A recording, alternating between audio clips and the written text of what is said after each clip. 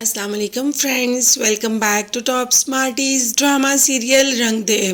ماں کی نظر میں اور بہن کی نظر میں تو آہت کا رشتہ دعا سے ختم ہو گیا، مگر آہت اس رشتے کو کسی قیمت بھی ختم کرنے پر تیار نہیں۔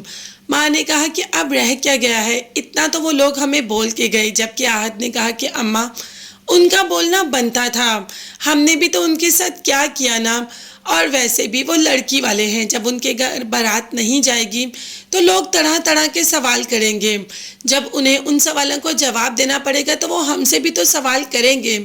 دوسری طرف دعا، جو کہ کل تک آذر سے شادی کے لیے رضامند تھی، اب جیسے ہی آہت کے گھر سے آئی تو آذر سے شادی کو انکار کر دیا۔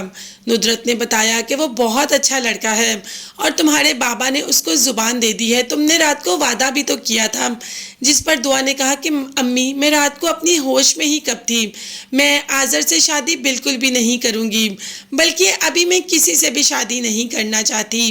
اب ندرت تو اپنی بیٹی کو جانتی ہے، مگر توقیر کو تو اس وقت دعا پر کافی غصہ آ رہا ہوتا ہے۔ اس سے پہلے کہ دعا کو کوئی کچھ کہے، دعا ویسے ہی بے ہوش ہو جاتی ہے۔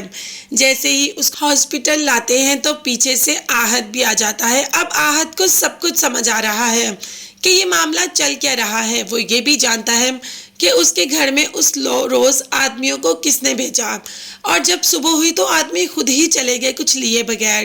طلحہ نے بھی تو یہی کہا تھا کہ کچھ نہ کچھ تو ضرور ہے، کوئی ایک ہی انسان ہے جو یہ سب کروا رہا ہے، اور اس انسان کو بہت اچھی طریقے سے جانتا ہے آہت۔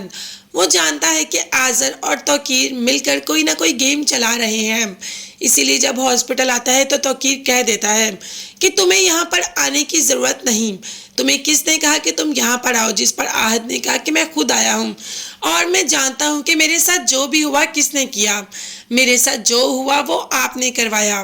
یہاں پر توقیر تو حیران رہ جاتا ہے کہ آہت ایسی باتیں کیسے کر سکتا ہے۔ خیر، آہت نے کہہ دیا کہ دادو آپ کے بارے میں بالکل ٹھیک کہتی تھی، دادو مجھے مرتے مرتے کہہ کر گئی تھی کہ میں ندرت اور دعا کا خیال رکھوں، اور میں ایسا ہی کروں گا۔ وہ مجھے کہہ کر گئی تھی کہ میں ان دونوں کا خیال رکھوں گا اور ان دونوں کو آپ سے بچاؤں گا، اور میں ایسا ہی کروں گا۔